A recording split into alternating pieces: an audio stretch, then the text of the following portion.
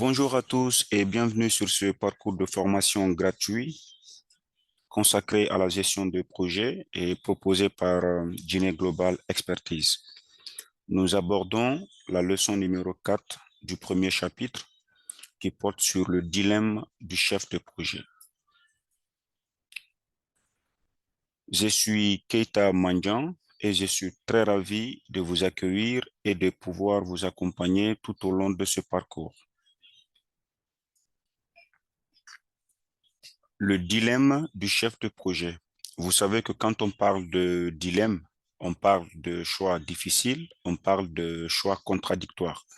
Donc, dans la vie d'un projet, on a ce qu'on appelle le dilemme du chef de projet. Ce qu'il faut comprendre, c'est que en tant que chef de projet, vous serez très souvent confronté à ce dilemme. Et le dilemme, c'est quoi? C'est que votre hiérarchie ou votre client va souvent ou très souvent d'ailleurs exiger que le projet produise de la qualité supérieure à moindre coût et surtout tout de suite. Autrement dit, on a besoin d'un produit de qualité, les ressources aussi étant limitées, donc on n'a pas suffisamment d'argent à injecter dans le projet et on a une contrainte de temps parce qu'on a besoin du produit tout de suite.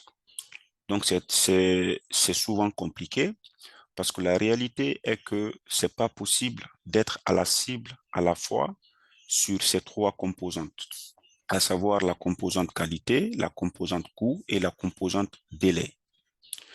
Et donc, on va très rapidement illustrer ce dilemme du chef de projet avec un schéma très simple qu'on va construire ensemble. À partir de la question suivante, celle de savoir comment voulez-vous votre projet. Donc, ici, on va poser trois questions par rapport aux trois composantes et pour chaque choix possible, on va vous présenter les conséquences derrière ces choix. La première question est de savoir, voulez-vous que votre projet produise de la qualité? Naturellement, à la place du client, on va répondre à l'affirmatif en disant oui. Donc, tout le monde veut que son projet produise un résultat de qualité supérieure. La deuxième question est de savoir, est-ce que vous voulez que votre projet ne dure pas et que le produit vous soit livré très rapidement? Encore une fois, à la place du client, la réponse est naturellement oui. Et la troisième question est de savoir, est-ce que voulez-vous que votre projet soit à bas coût? Donc, les ressources étant limitées encore une fois, vous n'avez pas suffisamment d'argent à injecter dans le projet. Et naturellement, tout le monde veut, en tout cas, que le projet lui coûte un peu moins cher. À partir de ces trois questions, on va essayer de vous présenter les choix, les différents choix possibles. Mais ce qu'il faut préciser avant de présenter les choix, c'est que avant de vous engager dans un projet, essayez de clarifier avec votre client les deux composantes critiques. Parce que le client doit pouvoir vous signifier ces deux composantes critiques, autrement dit, les deux composantes pour lesquelles il n'aura pas de flexibilité.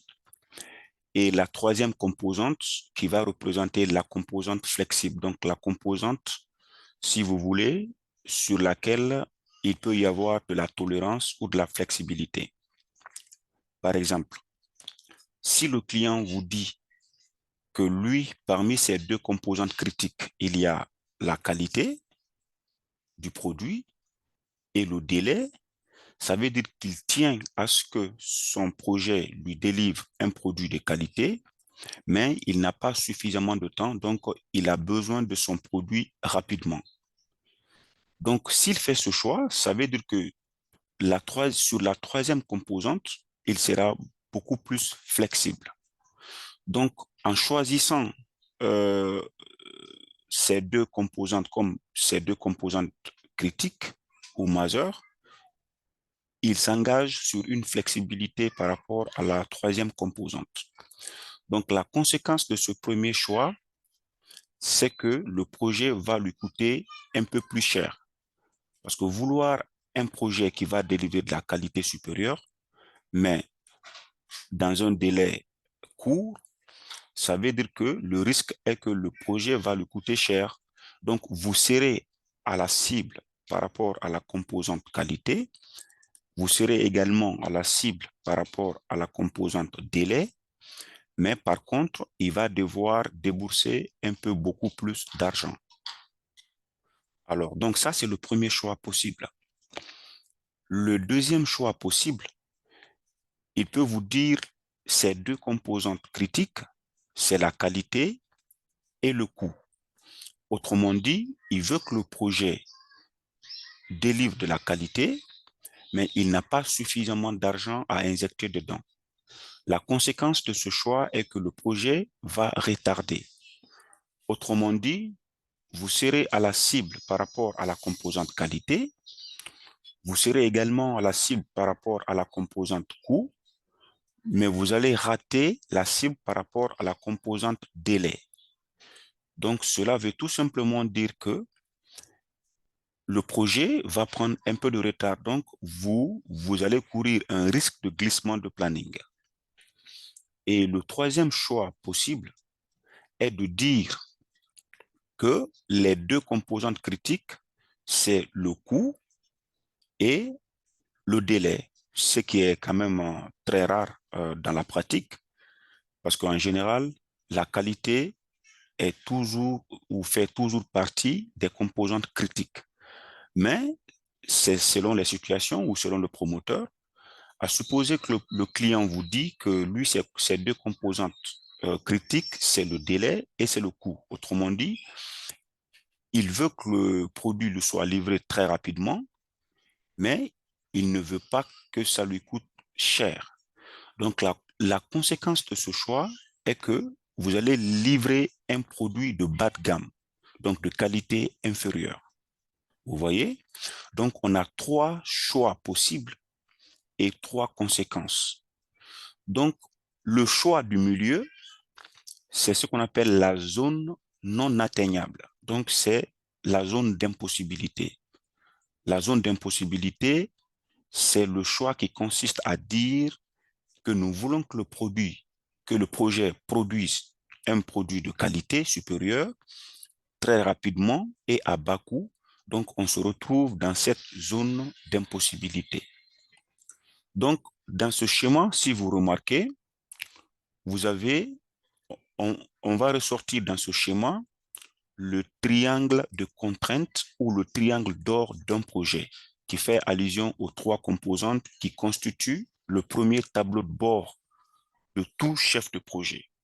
Donc, c'est extrêmement important de présenter cela.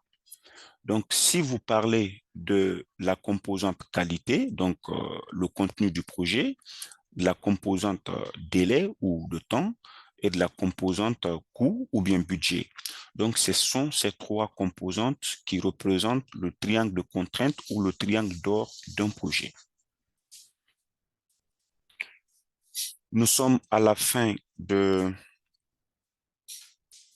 cette leçon, de cette quatrième leçon, et nous vous remercions de l'intérêt que vous portez sur nos parcours. Et pour revoir tous nos cours et ne rien rater des prochains modules, nous vous invitons à vous abonner, à vous abonner massivement à notre chaîne YouTube et notre page Facebook. Rendez-vous dans la cinquième leçon, donc la cinquième vidéo, dans laquelle nous allons aborder la notion de planning prévisionnel et trajectoire réelle d'un projet. Je vous remercie.